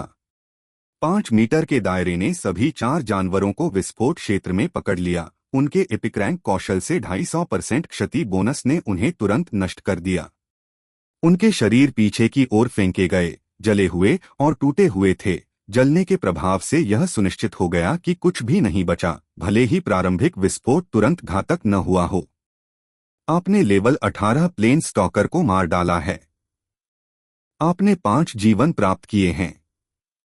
आपने लेवल 18 रॉक वुल्फ को मार डाला है। आपने 5 जीवन प्राप्त किए हैं। क्या आपको कहानियां और ऑडियो बुक्स पसंद हैं? तो जुड़िए नॉवल एक्सप्लेनर से, जहां हर कहानी खास बनती है। अब समय की कोई कमी नहीं। कभी भी कहीं भी अपनी पसंदीदा कहानियां सुनें। आप कौन सी कहानी सुनना चाहते हैं? कमेंट में अपनी पसंदीदा नॉवेल या कहानी का नाम लिखें। मैं 5 दिनों के अंदर उस नॉवेल सीरीज को अपलोड कर दूंगा। ध्यान दें, कुछ कहानियां 18+ दर्शकों के लिए हो सकती हैं। कृपया ईयरफोन लगाकर सुनें। अभी सब्सक्राइब करें। अध्याय 107 रॉकेट बेस की यात्रा 2। आपने लेवल 18 ग्रासलैंड हंटर को मार डाला है। आपने 5 जीवन जीते हैं। आपने लेवल 18 डार्क प्रॉलर को मार गिराया है। आपने 5 जीवन जीते हैं। शेष 6 जानवर झिझक गए। 4 पैक सदस्यों को आग की एक ही चमक में मरते देखकर उनका आत्मविश्वास हिल गया। गर्जन! उनकी झिझक लंबे समय तक नहीं रही। उन्होंने चंद्रमा को निगलने का प्रयास करते हुए एक साथ कई दिशाओं से आक्रमण किया। मून ने एक और इग्नाइट आग का गोला बनाया। इसका लक्ष्य उसके बाएं पार्श्व से आ रहे 3 जानवरों को निशाना बनाना था। बूम! विस्फोट ने उन्हें चार्ज के बीच में ही भस्म कर दिया। जलने का असर तुरंत हो गया, जिससे लगातार नुकसान हो रहा था क्योंकि आग की लपटें फर और मांस से चिपकी हुई थीं। इतने शक्तिशाली हमले से बचाव का कोई मौका न होने के कारण तीनों जानवर तुरंत मर गए। अंतिम 3 जानवरों को अपनी गलती का एहसास बहुत देर से हुआ। उन्होंने तितर-बितर होने और पीछे हटने की कोशिश की। उनकी जीवित रहने की प्रवृत्ति ने उन्हें चेतावनी दी।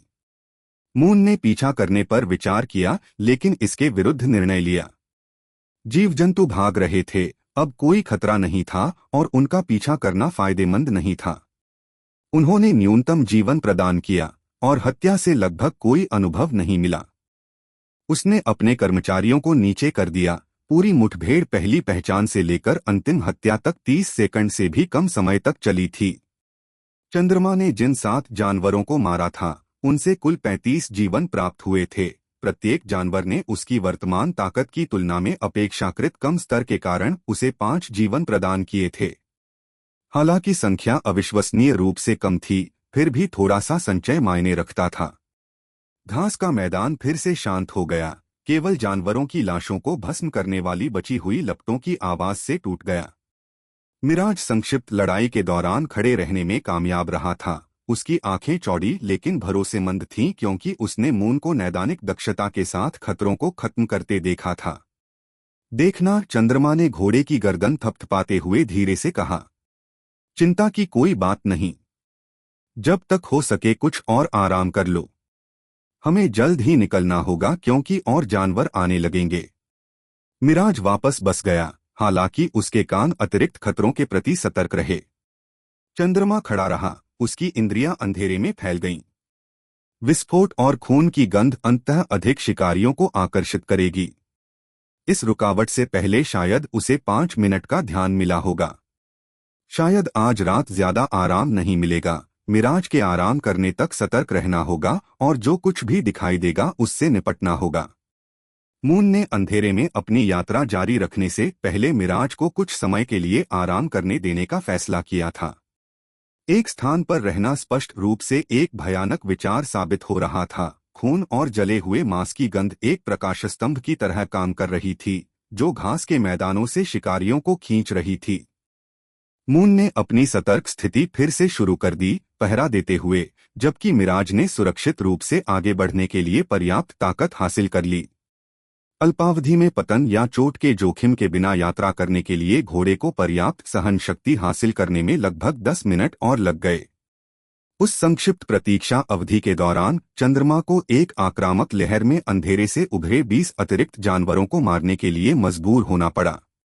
उसने उनसे निपटने के लिए अपने मन भंडार का लगभग 30% उपयोग किया था, क्योंकि जब वे सभी उसकी त्वचा को छीलने और उसकी हिम्मत को निगलने के अलावा कुछ नहीं चाहते थे, तो खतरों को कुशलता से खत्म करना अधिक कठिन हो गया था।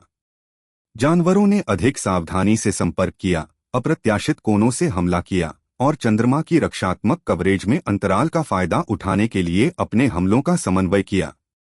कई तो 19 और 20 के स्तर पर थे, जिन्हें जल्दी खत्म करने के लिए अधिक संकेंद्रित गोलाबारी की आवश्यकता थी। मून को इग्नाइट को अधिक रूढ़िवादी तरीके से उपयोग करने के लिए मजबूर किया गया था, केवल सबसे खतरनाक समूहों को लक्षित करते हुए। मैना को संरक्षित करने के लिए बुनियादी मौलिक हमले के साथ अलग अलग खतरों से निपटते हुए उसने अपने संग्रह में शामिल 20 जानवरों से कुल मिलाकर 100 जीवन प्राप्त किए थे। जमीन पर जानवरों की लाशों का ढेर बढ़ता जा रहा था और आग की लपटें उनमें से लगभग आधे को भस्म कर रही थीं। मून सावधानी से मिराज की पीठ पर चढ़ गया। सफेद घोड़ा स्पष्ट प्रयास के साथ खड़ा था, लेकिन निरंतर यात्रा के लिए पर्याप्त स्थिर लग रहा था। मून ने मिराज को अचानक युद्ध के मैदान से दूर ले जाते हुए कहा, चलो वास्तव में बड़े शिकारियों के सामने आने से पहले यहां से निकल जाएं। इतने खून के पास रहने से कुछ भी अच्छा नहीं होता। बड़े अधिक बुद्धिमान जानवर जल्द ही नरसंहार के लिए आकर्षित होंगे। चंद्रमा को रात में खुले घास के मैदान में 23 या उससे अधिक स्तर की किसी चीज से लड़ने में कोई दिलचस्पी नहीं थी। मिराज ने स्थिर लेकिन सतर्क गति से आगे बढ़ना शुरू कर दिया। उसके खुर अंधेरे और थकान के बावजूद असमान इलाके में खरीदारी ढूंढ रहे थे। मून ने अपनी चौकसी बढ़ा रखी थी और लगातार अपने आसपास आने वाले खतरों की जांच कर रहा था। जुड़वां चंद्रमाओं ने नेविगेट करने के लिए पर्याप्त परिवेशी प्रकाश प्रदान किया। विभिन्न परिस्थितियों में यह सुंदर हो सकता था। फिलहाल चंद्रमा इसके द्वारा प्रदान की गई दृश्यता के लिए आभारी था।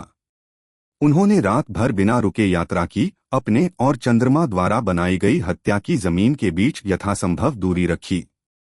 कभी कभी चंद्रमा ने दूरी में जानवरों का पता लगाया जो संभवतः उनकी गतिविधियों पर नजर रख रहे थे या उनके द्वारा अनिवार्य रूप से छोड़े गए गंध के निशान की जांच कर रहे थे।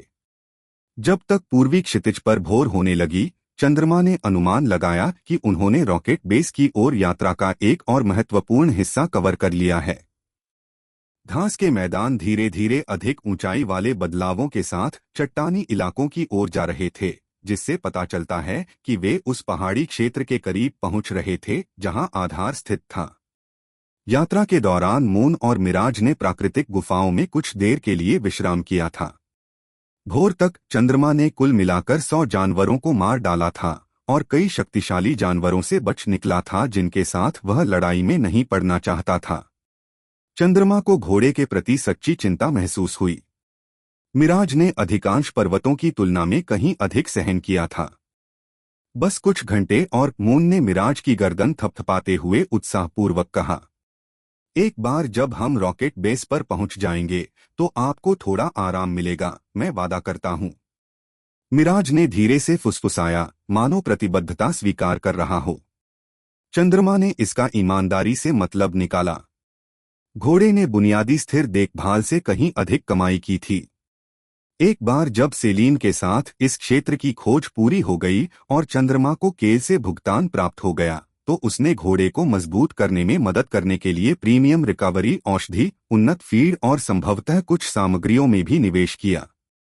वफादारी और साहस उचित पुरस्कार के पात्र हैं। सूरज आसमान में उगता रहा, जिससे उनकी लंबी यात्रा में गर्मी और बेहतर दृश्यता आई।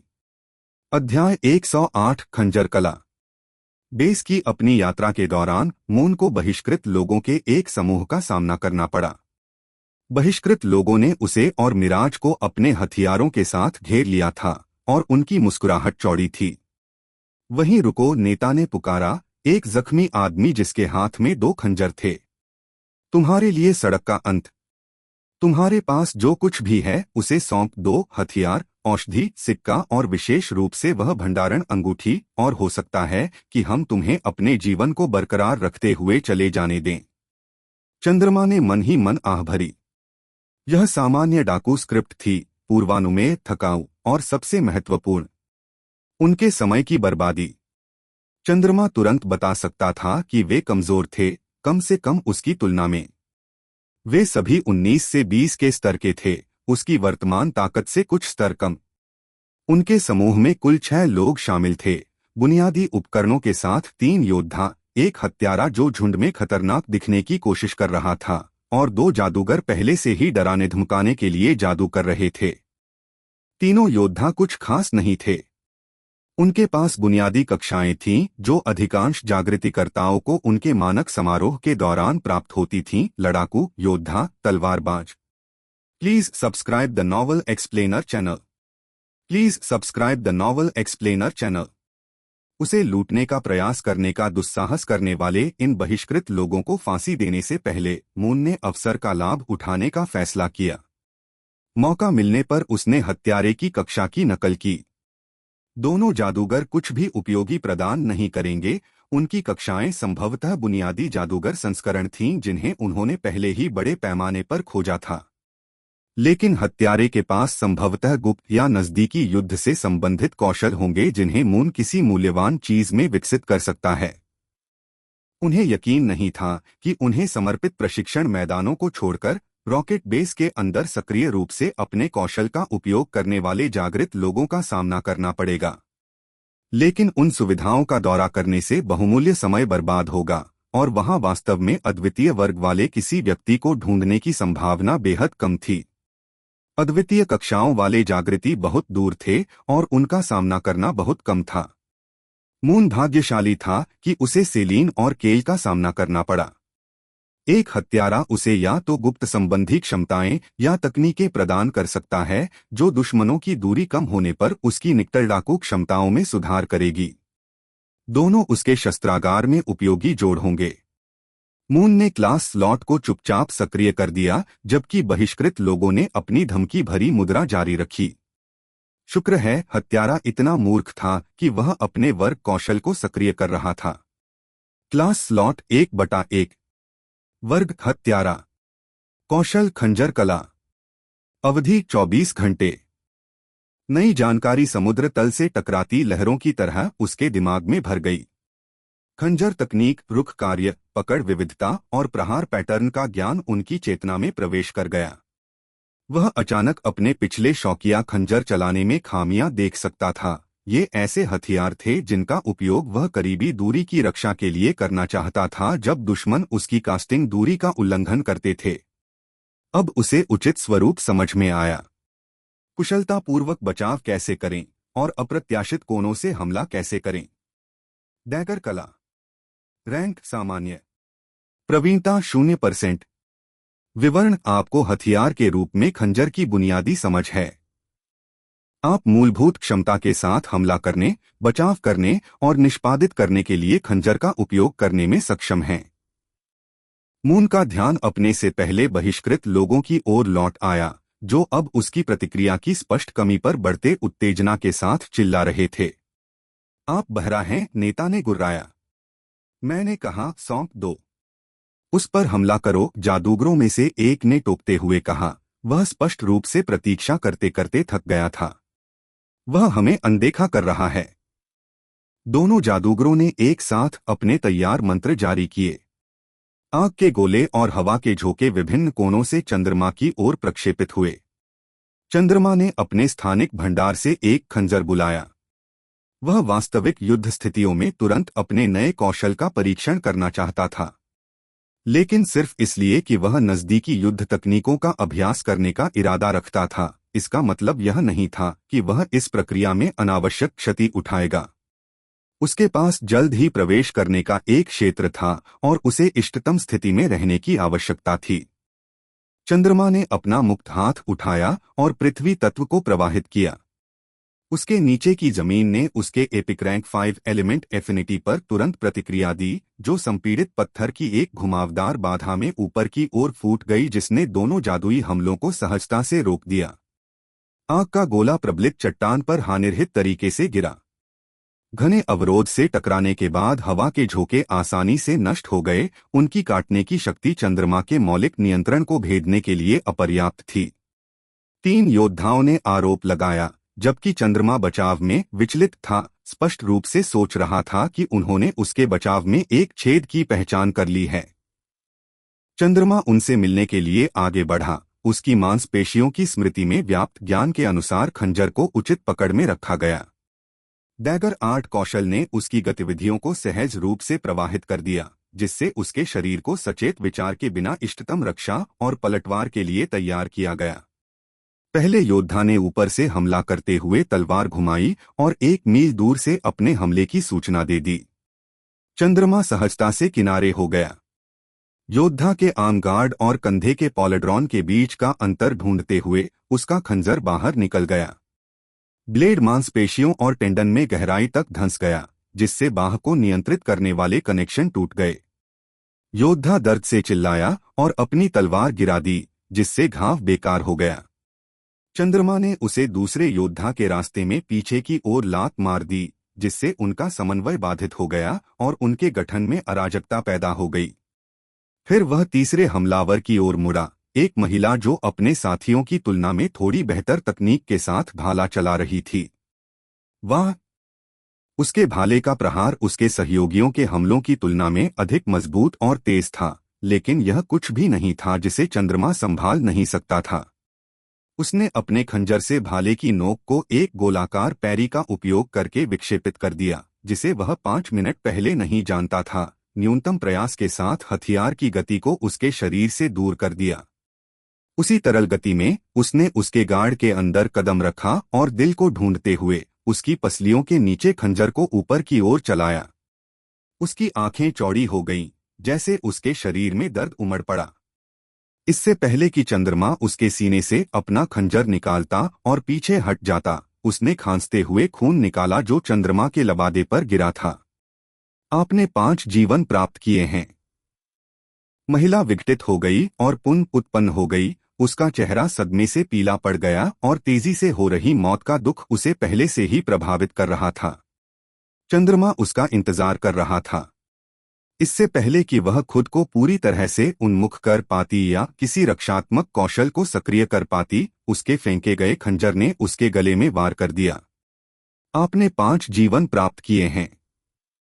हत्यारे ने अपनी चाल चली, अपने स्पॉन कैंपेड टीम के साथी को उसकी दुर्दशा से बचाने और चंद्रमा की व्याकुलता के रूप में उसका फायदा उठाने की कोशिश की।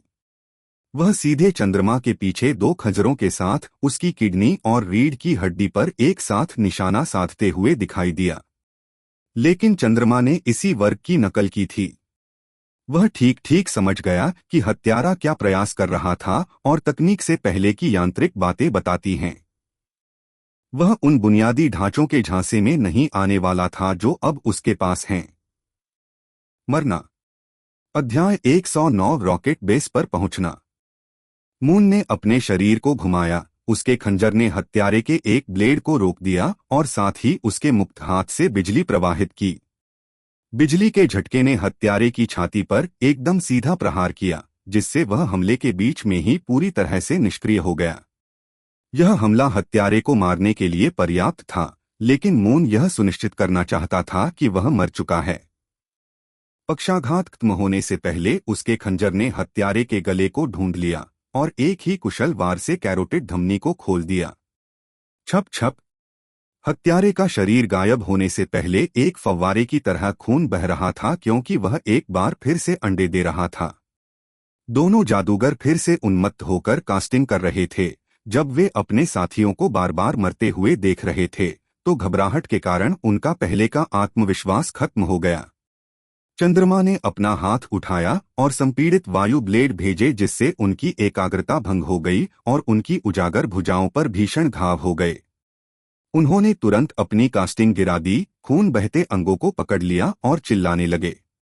चंद्रमा ने बचे हुए योद्धाओं को कुशलतापूर्वक समाप्त कर दिया।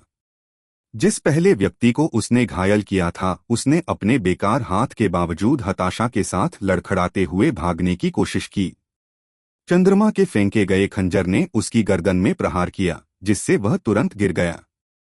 दूसरा योद्धा वास्तव में एक संक्षिप्त बचाव करने में कामयाब रहा और चंद्रमा के शुरुआती हमलों को हताश पैरीज से रोक दिया, जिसमें कुछ प्रशिक्षण दिखाया गया था। लेकिन डैगर आर्ट ने चंद्रमा को संयोजन, अनुक्रम और दिखावटी पैटर्न प्रदान किए जिनकी मनुष्य भविष्यवाणी नहीं कर सकता था या प्रभावी ढंग से मुकाबला नहीं कर सकता था।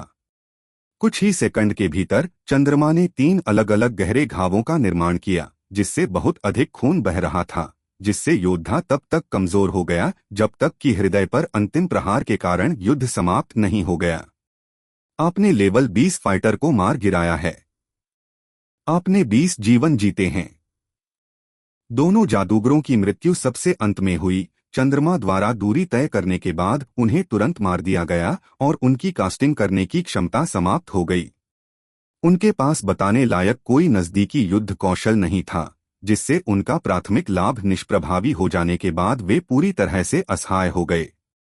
प्रारंभिक हमले से लेकर उनकी सामूहिक पहली मृत्यु तक पूरी पहली मुठभेड़ शायद 2 मिनट तक चली थी। लेकिन चंद्रमा समाप्त नहीं हुआ था। बहिष्कृत लोग पूरे क्षेत्र में फिर से फैल गए। उनके शरीर पहले से ही गंभीर क्षति से पीड़ित थे। उनके चेहरे पीले पड़ गए थे, चाल ढाल सुस्त हो गई थी और एक साथ मौत के आघात से समन्वय पूरी तरह नष्ट हो गया था। कृपया प्रतीक्षा करें, जख्मी नेता हांफने लगा। उसके दोनों खंजर कमजोर हाथों में कांप रहे थे। हमने गलती की। हमें नहीं पता था। चंद्रमा ने बिना कोई प्रतिक्रिया दिए उसे फिर से मार डाला। फिर समूह के प्रत्येक पैदा करने वाले सदस्य का शिकार किया, उन्हें बार बार मार डाला, क्योंकि वे प्रत्येक मृत्यु चक्र के साथ उत्तरोत्तर कमजोर होते गए। उन्होंने दया की भीख मांगी, लेकिन चंद्रमा ने उन्हें धन, जानकारी, दास्ता, उनके चल रहे नरसंहार को रोकने के लिए कुछ भी देने की पेशकश के बावजूद कुछ नहीं दिखाया। इन लोगों ने बहिष्कृत और डाकू बनना चुना था। उन्होंने उसे जान से मारने की धमकी दी और विरोध करने पर जान से मारने की पूरी मंशा से लूटपाट का प्रयास किया। उस चुनाव के परिणाम उन्हें भुगतने पड़े। तीसरे दौर की मौतों के बाद उनमें से अधिकांश मुश्किल से खड़े हो सके। चौथे तक वे रेंग रहे थे और रो रहे थे। पांचवीं और छठी तक उनके शरीर स्थिर बने रहे, किसी भी जीवन से रहित।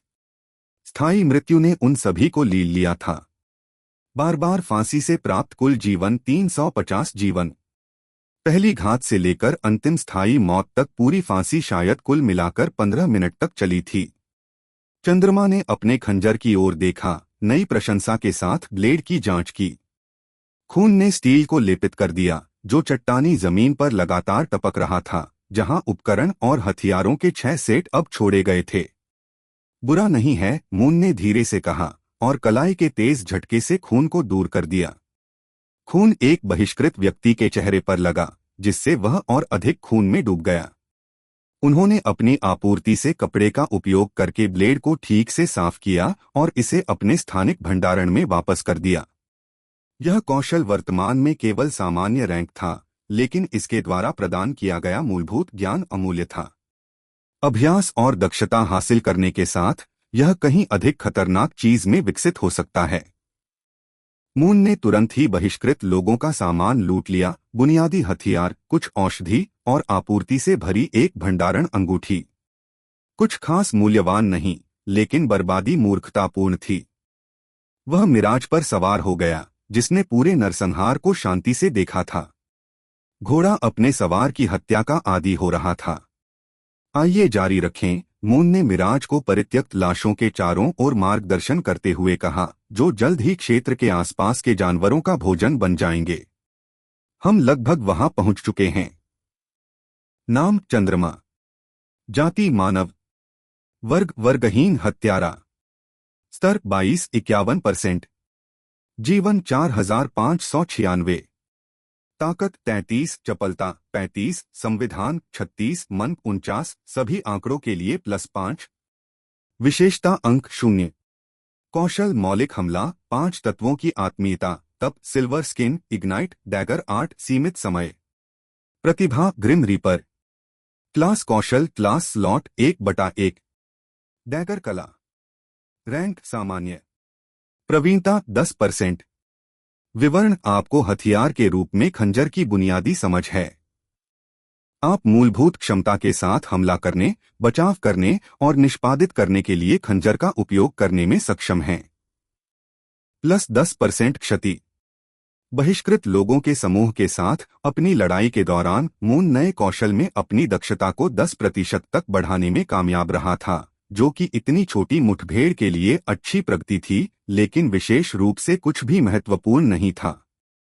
कौशल हासिल करने के लिए मून को शक्तिशाली विरोधियों के खिलाफ बहुत अभ्यास की आवश्यकता होगी। पहाड़ की चोटी पर चंद्रमा ने नीचे घाटी में बसी मानव बस्ती को देखा। रॉकेट बेस दोनों तरफ 2 प्रमुख पहाड़ों और चट्टानी इलाके से घिरा हुआ था, जिससे प्राकृतिक रक्षात्मक बाधाएं पैदा हुईं। कम इमारतों और सरल किलेबंदी के साथ आधार आयरन पीक की तुलना में काफी कम विकसित और काफी छोटा दिखाई दिया। चंद्रमा को आधार के सौंदर्यशास्त्र या विकास स्तर की कोई परवाह नहीं थी।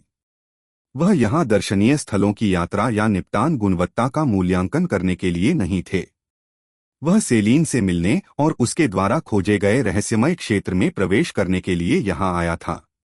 दृश्यमान दूरी के आधार पर चंद्रमा ने अनुमान लगाया कि पहाड़ से उतरने और बेस के प्रवेश द्वार तक पहुंचने में लगभग 30 मिनट लगेंगे। खतरनाक प्राकृतिक भूभाग पर इसमें काफी अधिक समय लग सकता था, लेकिन शुक्र है कि रॉकेटर में तैनात जागरूकों ने समय के साथ कड़ी मेहनत की और पहाड़ी के बीच में खोदी गई अस्थायी सड़कें बनाईं। रास्ते पक्के या विशेष रूप से परिष्कृत नहीं थे, लेकिन उन्होंने खतरनाक गिरावट या अस्थिर पैरों के जोखिम के बिना पहाड़ से ऊपर और नीचे यात्रा करने का एक सुरक्षित, तेज तरीका प्रदान किया। चंद्रमा ने मिराज को उतरती हुई सड़क पर निर्देशित किया, जिससे थके हुए घोड़े को आरामदायक गति तय करने में मदद मिली। सफेद पर्वत ने यात्रा के दौरान जो कुछ भी सहा था, उसके बाद अपना समय लेने का अधिकार अर्जित कर लिया था। अध्याय 110 माउंटेन इन सेलीन से मुलाकात। जागरूकों के चिल्लाने की आवाजें, सामान बेचने वाले व्यापारी और बेस गतिविधि की सामान्य हलचल ने रॉकेटर के प्रवेश द्वार पर चंद्रमा के आगमन का संकेत दिया। चंद्रमा मिराज से उतरा और थके हुए घोड़े के पास चला गया और उसे लगाम से धीरे से आगे बढ़ाया। Please subscribe the novel explainer channel. प्रवेश द्वार पर मून को गार्डों ने रोका, जिन्होंने उसे अनिवार्य प्रवेश शुल्क के बारे में सूचित किया। यह अत्यधिक नहीं था, लगभग $1000, लेकिन फिर भी यह बिना संसाधनों वाले लोगों को फिल्टर करने के लिए डिजाइन किया गया एक अवरोध था। चंद्रमा ने कोई शिकायत नहीं की। गेट से बाहर निकलने से पहले उसने बिना किसी बहस के शुल्क का भुगतान कर दिया। ठीक है, तो सेलीन ने मुझे माउंटेन इन की तलाश करने के लिए कहा। मून ने मिराज को बेस में ले जाते हुए याद किया। वह भीड़भाड़ वाली सड़कों पर घूमता रहा, इमारत के संकेतों को देखता रहा और कभी कभार आने जाने वालों से दिशा निर्देश पूछता रहा। कुछ हद तक अव्यवस्थित लेआउट को खोजने और नेविगेट करने के कई मिनटों के बाद मून ने अंततः सेलेन द्वारा निर्दिष्ट सराय का पता लगा लिया। माउंटेन इन का आकार औसत था और इसमें कोई खास विशेषता नहीं थी। यह बिल्कुल वैसा ही लग रहा था जैसा चंद्रमा ने प्रथम अभयारण्य में दर्जनों अन्य सरायों में देखा था। मामूली ढंग से निर्मित और आराम या सौंदर्य शास्त्र के बजाय पूरी तरह से अस्थायी आवास के लिए डिजाइन किया गया। मून ने मिराज को पहले सराय के स्थिर क्षेत्र में सुरक्षित किया। यह सुनिश्चित किया कि मुख्य भवन में प्रवेश करने से पहले घोड़े को पानी, चारा और एक साफ स्टाल मिले। मिराज ने जो कुछ भी सहा उसके बाद वह उचित आराम का हकदार था। अंदर मून फ्रंट डेस्क पर काम करने वाले व्यक्ति के पास पहुंचा। एक मध्यम आयु वर्ग का व्यक्ति उबाऊ अभिव्यक्ति के साथ यह बता रहा था कि वह बहुत लंबे समय से यह काम कर रहा है। मून ने सीधे कहा, मैं कमरा नंबर 5 की तलाश में हूं। मेरा साथी वहां मेरा इंतजार कर रहा है। जैसे ही डेस्क कर्मचारी ने खाता बही की जांच की, उसकी अभिव्यक्ति थोड़ी बदल गई। उसकी नजर उस कमरे के नीचे पंजीकृत नाम पर पड़ी। उसके चेहरे पर एक जानने वाली मुस्कान तैर गई। ज्यादा जोर से मत बोलो, अभी भी दिन का समय है और अन्य मेहमान आराम करने की कोशिश कर रहे हैं, आदमी ने अतिरंजित आंख मारते हुए कहा। उनके शब्दों के पीछे का अर्थ स्पष्ट और पूरी तरह से गलत था। चंद्रमा थोड़ी देर के लिए वहीं खड़ा रहा, अनुमान से थोड़ा चकित हो गया, फिर बस मुड़ने और उस गलियारे की ओर जाने लगा जिसे आदमी ने संकेत किया था। उन्होंने सेलीन के साथ अपने वास्तविक संबंध को स्पष्ट करने की परवाह नहीं की, न ही उन्हें गलतफहमी को सुधारने की कोई आवश्यकता महसूस हुई। मून शायद इस आदमी को फिर कभी नहीं देख पाएगा, और कुछ यादृच्छिक सराय कर्मचारियों ने उसे कैसे समझा, इससे मून के जीवन या उद्देश्यों के बारे में कुछ भी नहीं बदला। लोग अधूरी जानकारी के आधार पर जो चाहे धारणाएं बना लेंगे। वह उनकी समस्या थी, उनकी नहीं। उसने धीरे से दरवाजा खटखटाया, फिर प्रतिक्रिया का इंतजार करने लगा। कुछ सेकंड तक कोई उत्तर न मिलने के बाद यह स्पष्ट हो गया कि कमरे के अंदर फिलहाल कोई नहीं है। चंद्रमा को इस संभावना की आधी अधूरी उम्मीद थी। सेलीन संभवतः क्षेत्र के प्रवेश द्वार की त्रैमासिक टोही जांच कर रही थी ताकि यह सुनिश्चित हो सके कि यह अनदेखा रहे, या शायद अपने अभियान के लिए अंतिम आपूर्ति इकट्ठा कर रही थी। उसे बस उसके लौटने का इंतजार करना होगा। निजी संचार उपकरण अभी अविश्वसनीय रूप से उपयोगी होंगे, मून ने हल्की निराशा के साथ सोचा। जैसे अड्डों के पास आंतरिक समन्वय के लिए समर्पित चैनलों के साथ अपने स्वयं के संचार उपकरण थे, निजी संचार उपकरण मौजूद थे जो व्यक्तियों को व्यक्तिगत एन्क्रिप्टेड चैनल स्थापित करने की अनुमति देते थे, जिन्हें वे विशिष्ट संपर्कों के साथ साझा कर सकते थे। यह तकनीक सैद्धांतिक रूप से समान थी, लेकिन इसे प्राप्त करना और बनाए रखना कहीं अधिक महंगा था। लागत में अंतर बहुमुखी प्रतिभा के कारण उत्पन्न हुआ। बेस संचार उपकरणों को एक ही संगठनात्मक चैनल पर बंद कर दिया गया, जिससे उनका उत्पादन अपेक्षाकृत सरल और सस्ता हो गया। इसके विपरीत निजी उपकरण कई स्वतंत्र चैनल स्थापित कर सकते हैं, उनके बीच निर्बाध रूप से स्विच कर सकते हैं, और किसी विशेष संगठन के नेटवर्क बुनियादी ढांचे तक सीमित नहीं थे। वह लचीलापन एक प्रीमियम मूल्य टैग के साथ आया जिसने उन्हें अधिकांश औसत जागृतिकर्ताओं की पहुंच से बाहर कर दिया। जब मून के पास अधिक प्रयोज्य आए और निजी संचार बनाए रखने लायक स्थिर संपर्क हो गए, तो उन्होंने इसे खरीदने का मन बना लिया। शुक्र है सेलीन को अधिक समय नहीं लगा। लगभग 30 मिनट के इंतजार के बाद मून ने सेलीन को आते हुए देखा। जब उसने उसे देखा तो उसकी आंखें चमक उठीं और उसने स्पष्ट उत्साह के साथ तुरंत उसका हाथ पकड़ लिया। चंद्रमा, आप पहले से ही यहाँ हैं, सेलीन ने कहा। चलते समय वह व्यावहारिक रूप से उसे अपने साथ खींच रही थी। चलो, हमें बात करनी है। उसने जल्दी से कमरा 5 का ताला खोला और उनके पीछे का दरवाजा बंद करने से पहले चंद्रमा को अंदर ले गई। कमरा साधारण था, जिसमें एक बिस्तर, दो कुर्सियों वाली छोटी मेज, भंडारण संदूक और बुनियादी सुविधाएं थीं। एक हाथ से बनाया हुआ नक्शा पहले से ही मेज पर फैला हुआ था, स्पष्ट रूप से पहले से तैयार किया गया था। जैसे ही वह मेज की ओर बढ़ी, सेलीन का उत्साह स्पष्ट था। मैं आपके आने की प्रतीक्षा करते हुए अतिरिक्त स्काउटिंग कर रहा हूं। चट्टानी इलाके से पैदल चलकर क्षेत्र का प्रवेश द्वार लगभग 1 घंटे की दूरी पर है। मैंने सबसे सुरक्षित पहुंच मार्ग की पहचान की है और पुष्टि की है कि प्रवेश तंत्र अभी भी पूरी तरह से निष्क्रिय है। किसी और ने अभी तक इसकी खोज नहीं की है। उसने चंद्रमा को मानचित्र की अधिक बारीकी से जांच करने का इशारा किया। चंद्रमा मेज पर चला गया। उसका दिमाग पहले से ही योजना मोड में स्थानांतरित हो रहा था, क्योंकि उसने सेलीन द्वारा चित्रित इलाके की विशेषताओं का अध्ययन किया था।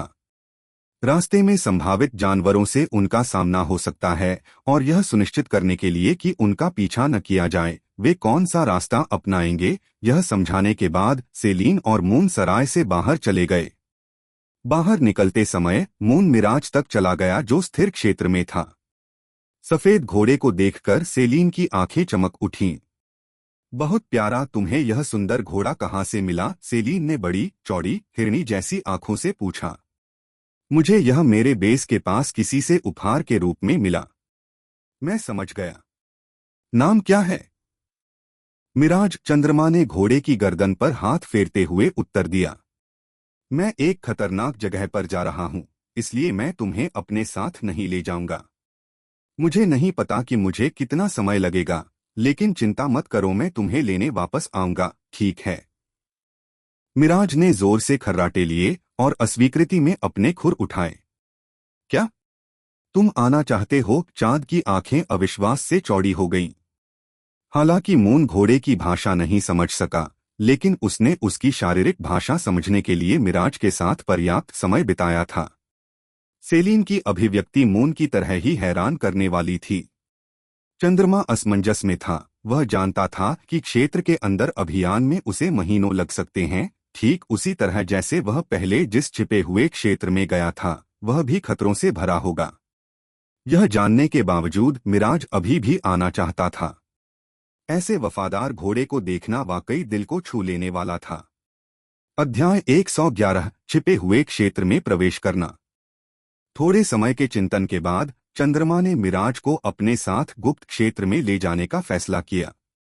हालांकि यह क्षेत्र निश्चित रूप से खतरनाक था, लेकिन मून को पूरा भरोसा था कि वह मिराज को अधिकांश खतरों से बचा सकता है, खासकर जब सेलेन उनकी क्षमताओं में योगदान दे रहा हो।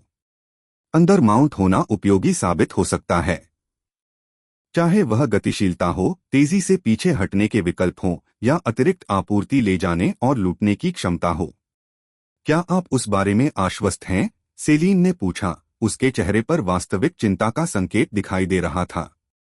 क्षेत्र में एक खतरनाक वातावरण हो सकता है जिसे मिराज संभाल नहीं सकता। अत्यधिक तापमान, विषाक्त वातावरण, इलाके में उसके खुर नेविगेट नहीं कर सकते। चंद्रमा ने दृढ़ता से सिर हिलाया। हाँ, मुझे यकीन है, लेकिन जाने से पहले मुझे उसके लिए कुछ सुरक्षात्मक उपकरण लाने होंगे। वह पूरी तरह से असुरक्षित होकर अंदर नहीं जा सकता। सेलीन ने सिर हिलाया। अब उसके फैसले पर कोई सवाल नहीं उठाया। चूंकि मून ने इस बारे में स्पष्ट रूप से सोचा था और अपनी पसंद बनाई थी, इसलिए वह इस पर बहस करने में समय बर्बाद नहीं करने वाली थी। उसके पास अपने कारण होने चाहिए, और क्षेत्र के लेआउट के आधार पर एक माउंट वास्तव में उपयोगी हो सकता है। यह तय करने के बाद दोनों रॉकेटर बेस के अंदर स्थित ट्रेडिंग सेंटर शाखा की ओर चले गए।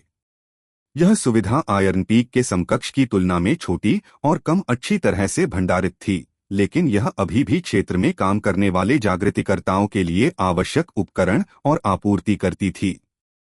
लगभग 5 मिनट की ब्राउजिंग के बाद चंद्रमा बी ग्रेड सुरक्षात्मक कवच सेट लेकर केंद्र से बाहर आया, जो विशेष रूप से डायर हॉर्स जैसे उच्चस्तरीय माउंट के लिए डिजाइन किया गया था, जिसका उपयोग केल और उनकी टीम ने किया था। कवच हल्का था, लचीली सामग्री से निर्मित, जो मिराज की गति में बाधा नहीं डालता था। इसने पंजे, दांत और बुनियादी हथियारों जैसे शारीरिक हमलों के खिलाफ ठोस सुरक्षा प्रदान की। सबसे महत्वपूर्ण बात यह है कि इसमें चंद्रमा के दो चरम सीमाओं के आवरण के समान तापमान विनियमन जादू था, जो गर्म और ठंडे दोनों वातावरणों के लिए प्रतिरोध प्रदान करता था। निम्न गुणवत्ता ग्रेड के कारण चंद्रमा के लबादे की तुलना में पर्यावरण संरक्षण कम प्रभावी था, लेकिन फिर भी यह मिराज को बिना किसी सुरक्षा के कठोर परिस्थितियों में काफी बेहतर उत्तरजीविता प्रदान करेगा। मून ने सावधानी से कवच को मिराज पर फिट किया, पट्टियों को समायोजित किया और यह सुनिश्चित किया कि घोड़े की प्राकृतिक गति में कोई बाधा न आए। मिराज ने इस प्रक्रिया को धैर्यपूर्वक सहन किया, यह समझते हुए कि यह उपकरण उसकी सुरक्षा के लिए था। एक बार जब कवच ठीक से सुरक्षित हो गया, तो मून और सेलीन ने रॉकेट बेस को मुख्य द्वार से छोड़ दिया और चट्टानी इलाके की ओर बढ़ गए, जहां छिपे हुए क्षेत्र के प्रवेश द्वार की प्रतीक्षा थी। मून मिराज पर आसानी से चढ़ गया, सेलीन की ओर देखने से पहले काठी में बैठ गया। कूदो, चलो चलें। अपनी स्वीकृति में सिर हिलाने से पहले सेलीन एक पल के लिए चौंक गई, स्पष्ट रूप से उसे माउंट साझा करने की उम्मीद नहीं थी। जबकि मिराज वास्तव में एक बड़ा घोड़ा था जिसमें दो सवारों के लिए पर्याप्त जगह थी, साझा करने का मतलब था कि उसे पूरी यात्रा के दौरान चंद्रमा के साथ निकट शारीरिक संपर्क में रहने की आवश्यकता होगी। वह खुद को सावधानीपूर्वक स्थिति में रखते हुए चंद्रमा के पीछे घोड़े पर चढ़ गई। चंद्रमा की धीमी आवाज उसकी ओर वापस चली गई। कसकर पकड़ो, इलाका उबड़-खाबड़ है। सेलीन ने सिर हिलाया, उसके हाथ उसकी पतली कमर को मजबूती से पकड़ने के लिए आगे बढ़ रहे थे। पड़ोसी। मिराज चंद्रमा के आदेश पर आगे बढ़ा, उसके लंबे पैर दो सवारों को ले जाने और नए कवच पहनने के बावजूद उन्हें आश्चर्यजनक गति से चट्टानी परिदृश्य में ले गए। सफेद घोड़े ने इस तेज दौड़ को प्रबंधित करने के लिए पर्याप्त ऊर्जा प्राप्त कर ली थी और लंबी, थका देने वाली यात्रा के बाद अपने सवार के साथ अधिक समय बिताने की संभावना उसे उत्साहित करती दिख रही थी।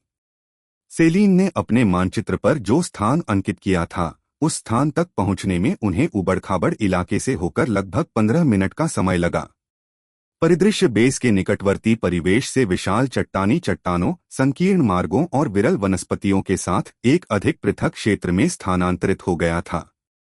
वहां पर सेलीन ने आगे की ओर इशारा किया, जो एक चट्टान के नीचे से निकलता हुआ एक प्राकृतिक जल झरना प्रतीत होता था। भूमिगत स्रोतों से साफ पानी बुलबुले बनकर ऊपर आया, जिससे चट्टान में चैनलों के माध्यम से बहने से पहले एक छोटा सा पुल बन गया। उस पानी के झरने के अंदर एक छोटा सा छिपा हुआ रास्ता है। दायरे का प्रवेश द्वार इसके अंत में मौजूद है। मून ने मिराज को करीब से निर्देशित किया, उसकी आंखें खतरों या संकेतों के लिए क्षेत्र को ध्यान से देख रही थीं कि किसी और ने इस स्थान की खोज की थी। सब कुछ निर्बाध दिखाई दिया। पदचिह्नों का कोई निशान या हाल की जागृति गतिविधि का कोई सबूत नहीं था। पानी का झरना पूरी तरह से प्राकृतिक और साधारण लग रहा था, बिल्कुल उस तरह का प्राकृतिक स्थान जहां से हजारों लोग बिना कुछ सोचे गुजर सकते थे।